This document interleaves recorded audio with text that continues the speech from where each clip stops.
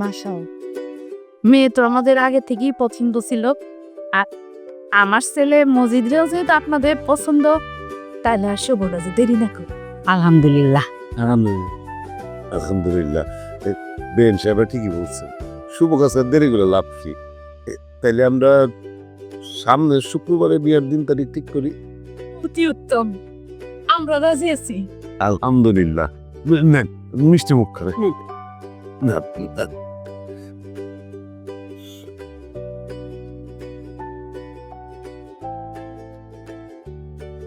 ভাইয়া জিনুক কই? কাশম গোবারি গেছে। আহারে, আজকের এই শুভ দিনে ওর টাকাটা খুব দরকার ছিল। আচ্ছা বেন সাহেব, আমরা চলেন বাইরে যাই, গিয়ে একটু আমার বাড়িটাও দেখলেন, বাগানটাও ঘিরে দেখলেন, দিবের কথা। আর এই ফাঁকে বিয়ে শাদির আলাপটা সারে ফেলান যাইব, খুবই ভালো হইব। চলো। আসো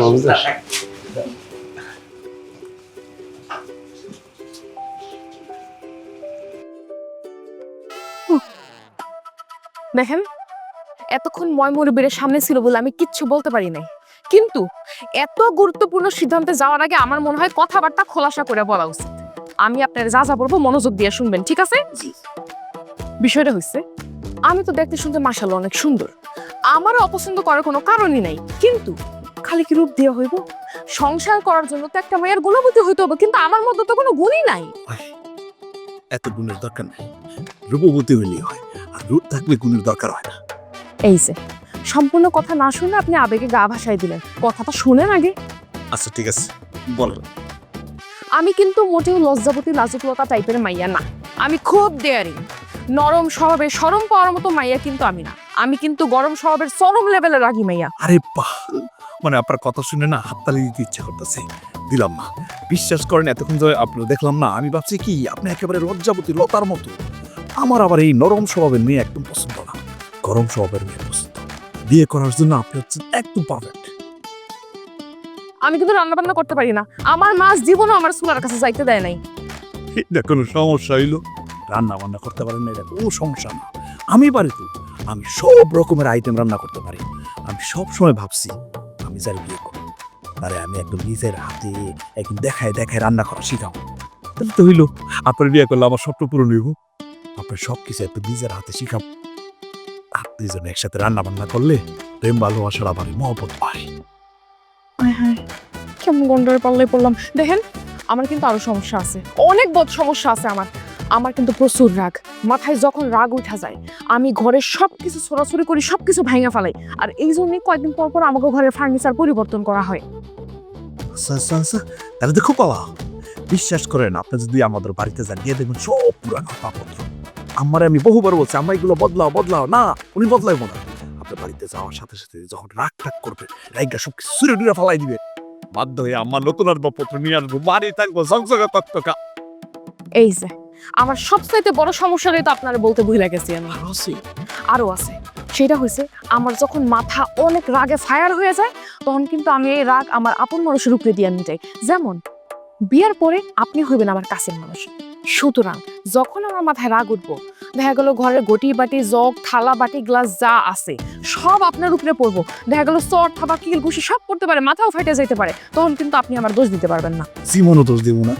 আরে আপনার হাতের বাড়ি খেয়ে কপালে যদি দুই একটা দাগ থাকে, তাহলে পুরো বয়সে নাতি নাতনি গো গল্প করতে পারবো। ওর দেখ ছায়া দেখি যে কপালে দাগগুলো দেখতেছোস, এগুলো তো দাদির হাতের মাই।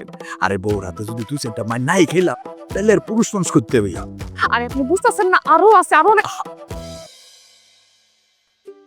ভাত দেন না, সব কথাই যদি বিয়ের আগে বুইলা ফেলেন, বিয়ের পরে কি করবেন?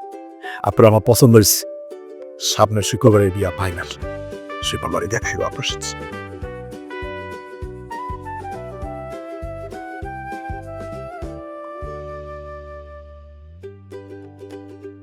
হায় হায়, এই বেটার দিয়ে অনেক ধৈর্য।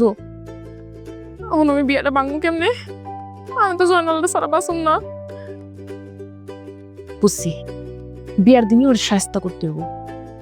জয়নালের খবর দিয়ে কম বিয়ার দিন আমার লইয়া পলায় যেতে।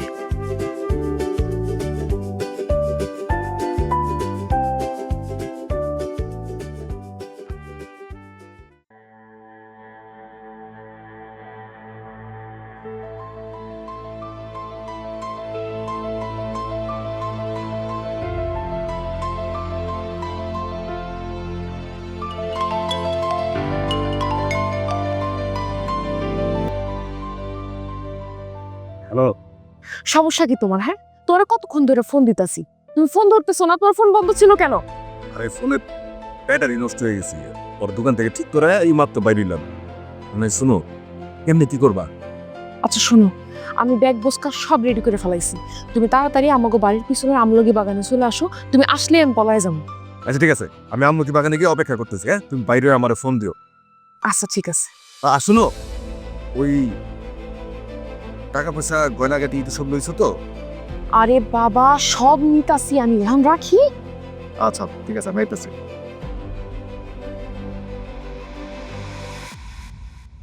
আম্মা, আম্মা তুমি? কি রে, সবারে ঘর থেকে বাইর করে দিয়ে একলা একলা কি করতাছো? কই কিছু করতেছি না আম্মা, আসলে অনেক টেনশন হইতাছে, প্রথমবার বিয়া করতেছি তো। ও আচ্ছা আচ্ছা, এই সময় এরকম সব মেয়েরই হয়, হ্যাঁ টেনশনে কিছু নাই। ওই বাড়িতে গিয়া দেখবি সব ঠিকঠাক। আচ্ছা আমি হন গিয়া তোর বান্ধবী আর বোনগুলোর পাঠাই দিই, তোরা তাড়াতাড়ি রেডি করে দিই। হ্যাঁ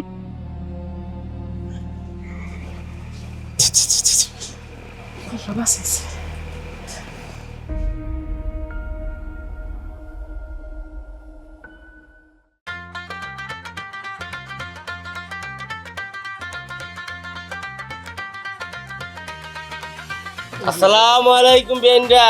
ওয়ালাইকুম আসসালাম। আরে ভাই বিয়ে বাড়ির মধ্যে আটকাটকি হয়। দুলা ভাই ফিস ফিস করে কি কন? আম গরো একটু কন, আমরাও শুনি। আপনাকে দুলা ভাই কয় তার শালী নাকি অনেক সুন্দরী, কি লাগবো কোন কেন আটকাছেন কি লিগা? দুলা ভাই টাকা না দিলে কিন্তু গেট ছাড়বো না। আমরা টাকা ছাড়া ঢুকবো না। বলেন কত টাকা চাই বলেন। 20। ওই এই দিয়ে দে, বেশি করে দিয়ে দে। দুলা ভাই 20 টাকা? 20,000 টাকা লাগবে দুলা ভাই। কি 20,000? 20,000 হলে তো দুইটা বিয়ে করুন যা। দুইটা দুইটা কেন 4টা বিয়ে করেন, কিন্তু 20,000 টাকার 1 টাকাও কম নিব না, গেট ছাড়বো না। আফা বিয়ে বাড়িতে টাকা দিয়ে লইবো? হ্যাঁ, হতাশার কোনো কারণ নাই, আমরা আপনাদেরকে টাকা দেবো। এই পাঁচ দিয়ে দে। বাজে। কি দুলা ভাই 5,000? আরে 5,000 না, 5,000 না, একটা শূন্য কম। 500। 500? দুলা ভাই মেজাজ কিন্তু গরম করেন না, তাহলে কিন্তু ঢুকতে দিব না।